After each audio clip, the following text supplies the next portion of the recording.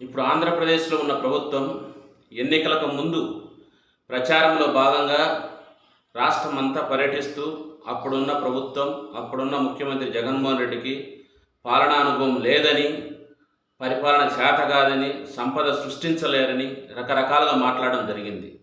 అది నమ్మి ప్రజలు మీకు బ్రహ్మాండమైన, అఖండమైన మెజార్టీ మిమ్మల్ని గెలిపించడం జరిగింది. కానీ చివరికి ఎన్నికలు వచ్చిన తర్వాత ఈ 4 నెలలు కాలంలో జరిగింది ఏంది? ఈ 4 నెలల కాలంలోనే మీరు దరిదాపుగా 40,000 కోట్ల అప్పులు చేయడం జరిగింది. ఇది మనకి వివిధ మాధ్యమాల ద్వారా వచ్చినటువంటి సోర్స్ ద్వారా తెలియడం జరుగుతుంది. అయితే ఇక్కడ మిమ్మల్ని విమర్శించడానికో లేదా ఇంకొక రకంగా మీరు అర్థం చేసుకోవద్దు. సంపద సృష్టి అంటే ఏంది? అప్పులు తీసుకురావడమేనా? మీరు అనొచ్చు, గత ప్రభుత్వం అప్పులు చేసింది కదా అని. అందుకే కదా వాళ్ళను 151 సీట్లు ఉన్నటువంటి పార్టీని 11 సీట్లకు పరిమితం చేసింది. వాళ్ళకు మీకు తేడా ఏముంది? ఇక్కడ మీరు సంపద సృష్టి అంటే సంపదను సృష్టించి మీరు చెప్పిన పథకాలు కానీ, రాష్ట్ర అభివృద్ధికి కానీ మీరు డబ్బులు ఖర్చు చేయాల్సి ఉంటుంది. అప్పులు తెచ్చి ఖర్చు చేస్తామంటే మీకు పోయిన ప్రభుత్వానికి తేడా ఏముంది? అయితే ఇక్కడ చంద్రబాబు నాయుడు అనే వ్యక్తి చాలా సీనియర్ లీడర్. అందుకే మొన్న ఎన్నికల్లో ఆయన మాటలు నమ్మి ప్రభుత్వానికి మంచి మెజార్టీ ఇవ్వడం జరిగింది. ఇలాంటి సందర్భంలో చంద్రబాబు నాయుడు గారు బాగా ఆలోచించి ఈ రాష్ట్ర అభివృద్ధికి కేంద్ర ప్రభుత్వం నుంచి సాధ్యమైనంత మేర గ్రాంట్లు తీసుకురండి. అప్పులు కాదు, అప్పులు తెచ్చి తిరిగి మళ్ళా కట్టాల్సి ఉంటుంది. వడ్డీలు కట్టుకోవడానికి మన రాష్ట్రంలో ఉన్న ఆర్థిక వ్యవస్థ కూడా సరిపోదు. గ్రాంట్లు తీసుకురండి. ఇప్పుడు ఇంతెందుకు, కేంద్ర ప్రభుత్వం మీరు చాలా కీలకం. ఎంత కీలకం అంటే ఇప్పుడున్న కేంద్ర ప్రభుత్వం నడుస్తుందంటే 70%, 80% మీరే కారణం.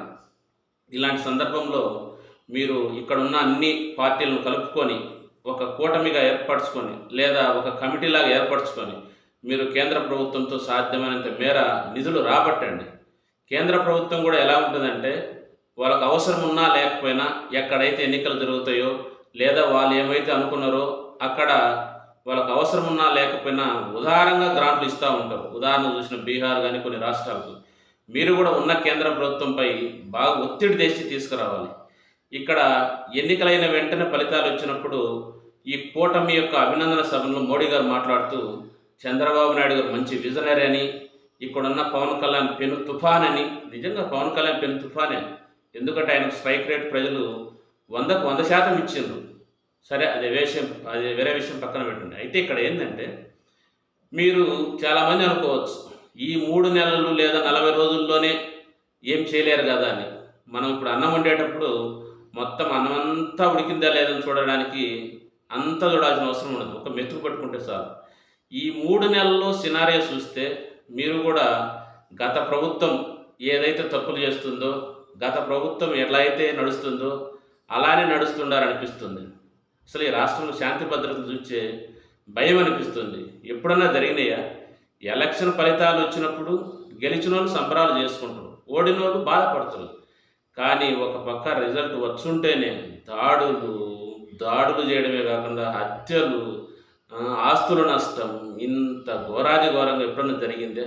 ఇంకా జరుగుతూనే ఉంది. నిన్న కాక మొన్న పెదకూరపాడులో అక్కడ మాజీ ఎమ్మెల్యే తన సొంత నియోజకవర్గంలో పర్యటించడానికి పోతే తెలుగుదేశం కార్యకర్తలు వాళ్ళ యొక్క జెండాలు పట్టుకొని వాళ్ళ కండవాలు వేసుకొని ఆయన కారుపై దాడి చేస్తుంటే అసలు ఏం ఈ ప్రజాస్వామ్యం ఉందే? అంటే ఎవరు మాట్లాడకూడదా? అంటే అధికారంలో ఉన్న వాళ్ళు మాత్రమే పర్యటించాలన్నా? ఎక్కడికి పోతుంది అసలు ఈ రాష్ట్రం? ఇలాంటివి ఎవరైనా మాట్లాడితే మళ్ళీ వాళ్ళపై కక్ష కట్టడం. సార్, ప్రజాస్వామ్యంలో ప్రశ్నించడం ప్రతి ఒక్కరి హక్కు. ఎవరైతే మాట్లాడితే వాళ్ళ మీద కక్ష కడతామంటే అది కుదరదు. ఇవాళ మీరు అధికారంలో ఉండొచ్చు, రేపు ఇంకొకరు అధికారంలోకి రావచ్చు. అధికారం అనేది ఎప్పుడు ఉంటుంది అంటే అది ఎటువైపు ఉంటుంది అనేది ప్రజలు నిర్ణయిస్తారు. అదేవిధంగా మీరు చాలా హామీలు ఇవ్వడం జరిగింది. ఇప్పుడు ఈ 40 రోజుల కాలంలో 43,000 కోట్ల అప్పులు చేసిండ్రు. అది కూడా ఎట్లా? మీరు చెప్పిన సూపర్ 6 పథకాల్లో ఏ ఒక్కటి అమలు కావడంలే. ఒక వృద్ధులకు పింఛన్ మినహాయించి మీరు ఏమి అమలు చేయలే. ఆ సూపర్ 6 పథకాలు అమలు చేయకుండానే ఇంత అప్పులు చేస్తే మిగిలిన 56 నెలల కాలంలో ఎంత అప్పు చేద్దామని ఉంటారు? ఇప్పటికైనా మీరు ఈ అప్పుల గోల పక్కన పెట్టి కేంద్రం నుంచి గ్రాంట్లు కానీ లేదా పెద్ద పెద్ద కంపెనీలు తేవడం. అది కాక మీకు ఒక బ్రాండ్ ఉంది కదా సార్, హైదరాబాదులో ఐటీ డెవలప్ అయిందంటే మీరే, ఎవరు ఒప్పుకోకపోయినా దానికి 100% మీరే కారణమని మేము బలంగా నమ్ముతున్నాం. అలానే ఆంధ్రప్రదేశ్‌లో మీ యొక్క బ్రాండ్ పెట్టుకోండి సార్. పోలవరాన్ని బాగు చేయండి. తొందరగా కంప్లీట్ చేయండి దాన్ని. మీరు అధికారం కోల్పోయి మళ్ళీ ఎవరైనా అధికారంలో వచ్చిన తర్వాత ఇది పూర్తి కాకపోవడానికి వాళ్ళే కారణము. ఇదో మొన్న కూడా వరదలు వచ్చినప్పుడు దీనికి ప్రతిపక్షాలు కారణమని, రాష్ట్రంలో పెట్టుబడులు రాకపోవడానికి ప్రతిపక్షాలు కారణమని, ఇలాంటి బేస్‌లెస్ మాటలు వద్దు సార్.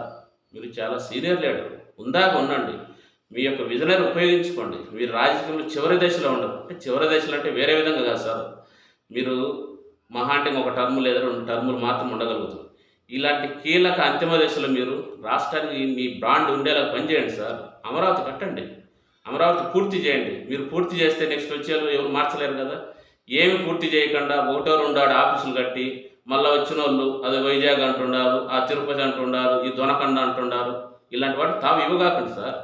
మీ చేతిలో ఉన్నప్పుడు మీరు పోగొట్టుకొని మళ్ళా వచ్చే వాళ్ళ మీద నిందలేయడం అనేది కూడా కరెక్ట్ కాదు సార్. ఎన్ని రోజులు జనాలు ఈ యొక్క అబద్ధాలు నమ్ముతారు సార్? ఈ మోసాలు నమ్ముతారు సార్? ఇది కాదు.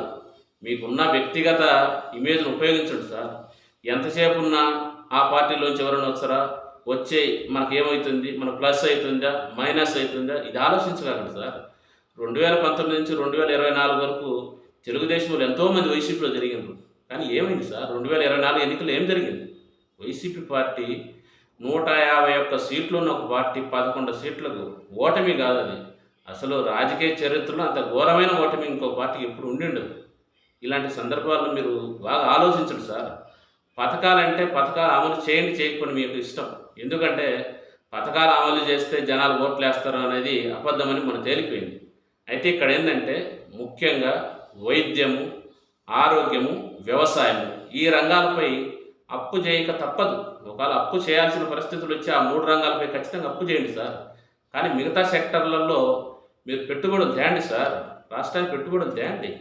అమరావతిని బాగా డెవలప్ చేయండి. పోలవరాన్ని పూర్తి చేయండి. మీ యొక్క కీర్తిని అమాంతం పెంచుకోండి. మీకున్న అడ్వాంటేజ్ ఉంది కదా సార్. ఇటు మీరు అధికారంలో ఉన్నా లేకపోయినా భారతదేశంలో కాదు ప్రపంచంలోని ఏ నాయకుని లేనటువంటి పబ్లిసిటీ మీకు ఎప్పుడు ఉండనే ఉంటుంది కదా సార్. కాబట్టి ఇప్పటికైనా మీరు కేవలం పబ్లిసిటీనే కాదు, ఈ ఉన్న సమస్యలపైన లేదా ఈ రాజధాని, పోలవరం ఈ రెండే సార్ ముఖ్యమైనవి. ఈ 2 మీ టర్మ్‌లో పూర్తి చేసి మీరు మంచి పేరు తెచ్చుకోవాలని మేము ఆశిస్తున్నాం సార్. అంతేగాని ఉత్త పబ్లిసిటీ మాత్రం సరిపోదు సార్. మొన్న ఏం జరిగింది? ఒక పక్కన ఎన్నికల రిజల్ట్ వస్తూనే ఉన్నాయి. అదో ఆ కంపెనీ వస్తుంది, ఈ కంపెనీ వస్తుంది, ఆ సంస్థ వస్తుంది, ఈ సంస్థ వస్తుందని మనకు అనుకూలమైన మీడియాల్లో హైలైట్ చేసింది సార్. ఏమైనా అవన్నీ మన వరదలు ఏమైనా కొట్టుకొని పోయినాయా? వద్దు సార్. ఇప్పటికైనా వాస్తవానికి దగ్గరగా రండి. మీరు చర్మదశలో ఉండరు. మీరు మంచి పేరు తెచ్చుకోండి. మీకు రాజకీయంగా మీకు ఇదే చివరిగా ఉంటుంది. మీరు చేసిన ఈ పనులే మీరు ఉన్నా లేకపోయినా చివరి కీర్తి మీకు బాగా రావాలని మేము ఆశిస్తున్నాం సార్. అంతేగాని దీన్ని వ్యక్తిగతంగా తీసుకొని మిమ్మల్ని విమర్శలుగా అనుకోవద్దు. విమర్శించే వాళ్ళు రాజకీయ నాయకులు. మాలాంటి సామాన్యులు మేమేం రాజకీయ నాయకులం కాదు. మాకు వ్యక్తిగతంగా ఎటువంటి లబ్ధి కూడా అవసరం లేదు. మేము కోరుకునేది ఏంటంటే సమాజం బాగుపడాలి. సమాజం బాగుపడాలంటే సమర్థమైన నాయకుడు కావాలి. అందుకే కాదు సార్ మేము ఎన్నుకున్నది. ప్రతిదానికి ప్రతిపక్షాలను బూచిగా చూపొద్దు. అయిపోయింది వాళ్ళ పని. ప్రతిపక్షాల గురించి వాళ్ళ పాత్ర వేరుంటుంది. కానీ ఇప్పుడు అభివృద్ధి జరగాలన్నా, పాలన సమర్థవంతంగా జరగాలన్నా అది మీ చేతుల్లోనే ఉంది సార్. ఇది మీరు ఆలోచించి రాష్ట్ర అభివృద్ధికి మంచి నిర్ణయం తీసుకుంటున్నారని మేము కోరుకుంటున్నాం సార్.